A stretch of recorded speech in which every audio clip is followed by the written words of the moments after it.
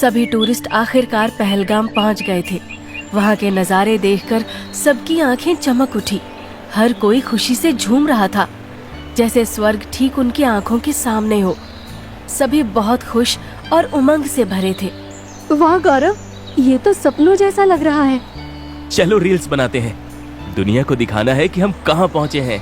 किरण और गौरव कैमरे के सामने रोमांटिक पोज दे रहे थे।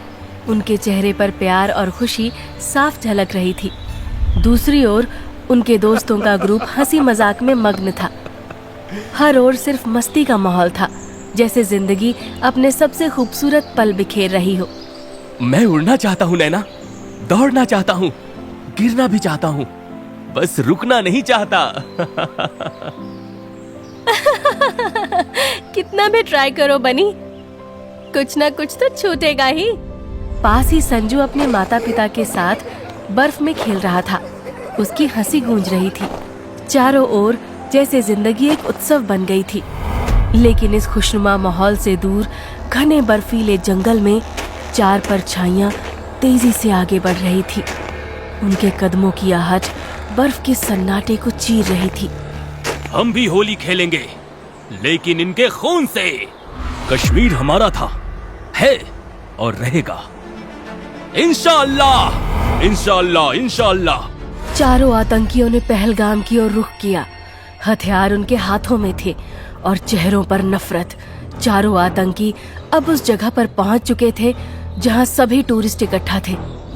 और बदकिस्मती से उनका पहला निशाना थे गौरव और किरण। गौरव किरण की पिक्स क्लिक कर रहा था, तभी वहां अचानक से एक आवाज आई। ओए, तू हिंदू है या मुसलमान? क्यों, क्या हुआ भाई? आप लोगों की कोई ड्रिल है क्या? वैसे हाँ, मैं हिंदू हूँ। क्यों? गौरव की बात खत्म होते ही एक गोली बहुत ही नजदीक से उसके सर पे लगी।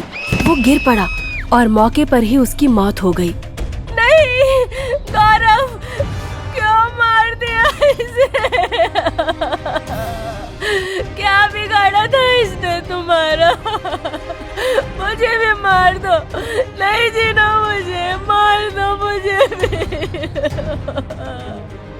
नहीं, तुझे हम नहीं मारेंगे। तुझे जीते हुए हर रोज मरता देख और भी अच्छा लगेगा। अब जा और अपने सियासी लोगों से बोल कि किसने तेरा ये हाल किया। बिरादर, देखो वहाँ और भी ग्रुप आ रहे हैं, वो भी हिंदू होंगे। तुम दोनों उस तरफ जाओ, हम इस और हिंदुओं को खोजते हैं। वो दोनों आतंकवादी एक ग्रुप के पास पहुंचे, जिसमें सभी उम्र के लोग थे। उनमें से एक आतंकी ने बोला, हिंदू एक तरफ हो जाओ और मुस्लिम एक तरफ, नहीं तो ओपन फायर करेंगे तुम सब पे। सभी लोग काफी डरे हुए थे, इसीलिए कोई अपनी जगह से नहीं हिला। फिर उन्होंने उन पे जोर डाला और न जाने क्या क्या अत्याचार किए, और फिर एक एक कर हिंदू और मुस्लिम को अलग अलग खड़ा किया। उन्होंने इस ग्रुप के सारे हिंदू मर्दों को मार डाला, किसी को भी नहीं छोड़ा। हमें भी मार दो, हमें क्यों छोड़ा? हमें भी मार दो, हम जी कर क्या करेंगे? मेरे पति को तो मार दिया, मुझे भी मार दो। पापा, पापा, पापा। काफिरों, अभी बस शुरुआत है। तुम्हारे पूरे देश का यही अंजाम करेंगे, एक एक को मारेंगे। नहीं, नहीं, छोड़ दो हमें, छोड़ दो, मत मारो। आतंकियों ने हवा में गोलियां चलाई। चारों तरफ दहशत फैल गई। लोग जहां थे वहीं थम गए। एक आतंकी प्रिया और राजीव के पास पहुंचा। तू हिंदू है या मुसलमान? जल्दी बता, कलमा पढ़ो, जल्दी। क्या हुआ? कौन है आप लोग? कलमा पढ़कर सुना, जल्दी जल्दी। कलमा? ये मुझे नहीं आता, ये क्या होता है? एक और गोली चली जो सीधे राजीव के सिर में लगी। राजीव जिंदा था। ये देखते हुए दोबारा दोनों ने उसकी छाती में गोली मारी और वो तड़प तड़प कर मर गया। नहीं, नहीं। पापा, पापा, मुझे भी मार दो मुझे भी। नहीं, जा जाकर अपने सियासी लोगों को बता, सबका हश्र यही होगा। फिर दो आतंकी संजीव और गगन के पास पहुंचे और जबरन उनसे ये जाना कि वो हिंदू हैं या नहीं, और उनको भी गोली मार दी।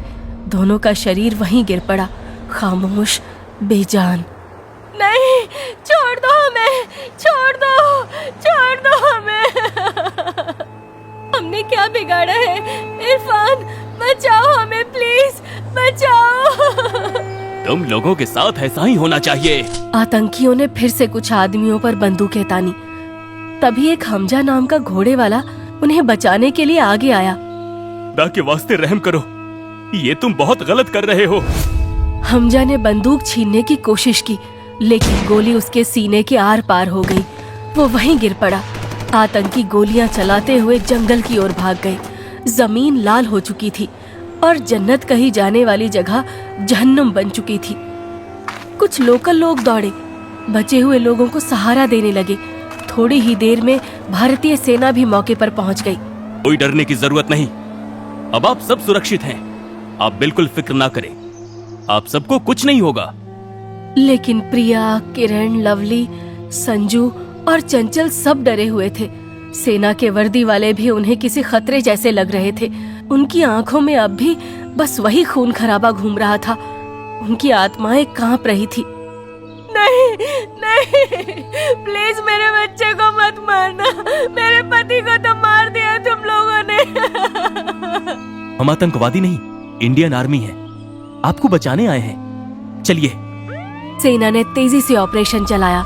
बचे हुए सभी नागरिकों को सुरक्षित स्थानों पर पहुंचा दिया गया था। चोटिलों का इलाज हो रहा था। इस दौरान देश के हर चैनल पर ये न्यूज चल रही थी। रिपोर्टर की आवाज में गुस्सा, दर्द और देशभक्ति की ज्वाला साफ सुनाई दे रही थी। आज फिर कायरता ने अपनी सबसे घटिया शक्ल दुनिया के सामने रखी है। निहत्थे मासूम सैलानियों पर हमला करने वाले ये आतंकी बुजदिल हैं। ये डर के साए में पलने वाले जहर हैं, जो हमेशा पीछे से वार करते हैं। हिम्मत है तो मैदान में आओ, भारतीय सेना के सामने खड़े होकर दिखाओ निहत्थों पे क्यों वार करते हो। लेकिन ये जानते हैं, सामने आए तो मिट्टी में मिला दिए जाओगे, क्योंकि ये लड़ाई बंदूक से नहीं, हिम्मत से लड़ी जाती है, और वो इन कायरों में नहीं है। पहलगाम हमले में बचे लोग भी टीवी पर ये रिपोर्ट देख रहे थे। किरण ने गौरव की याद में अपनी मुट्ठी भींच ली। आंखों में गुस्से की आग थी। प्रिया के आंसू बहते रहे, पर चेहरा अब कमजोर नहीं, प्रतिशोध की मिसाल बन चुका था। इन आतंकियों को समझना होगा, भारत की मिट्टी में वीर जन्म लेते हैं, कायर नहीं। हम हर बार उठते हैं, हर बार मजबूत होते हैं। एक एक कत्ल का हिसाब लिया जाएगा, ऐसा कि इनके आकाओं के सपने भी चिल्ला उठेंगे। ये हमारा भारत है, सुरक्षित भारत, और हम यहाँ भारत में तुम्हें लोगों को मजहब के नाम पर बांटने नहीं देंगे। हम सब हिंदू मुसलमान भाई एक हैं। भारत कोई डरपोक मुल्क नहीं है। ये वो देश है जहाँ हर घर से फौजी निकलता है और हर दिल में तिरंगा धड़कता है। हम डरते नहीं, हम टूटते नहीं, हम झुकते नहीं, क्योंकि भारत माँ का सूरज हर रात के अंधेरे को चीर कर उगता है और हर आतंकी सोच को राख कर देता है। किरण धीरे से अपनी कुर्सी से उठी, सामने तिरंगे को देखा और सलाम किया। एक एक कर सारे घायल, आंखों में आंसू पर होठों पर आग। उस कमरे में गूंजा एक स्वर, एक प्रण। भारत माता की जय, भारत माता की जय।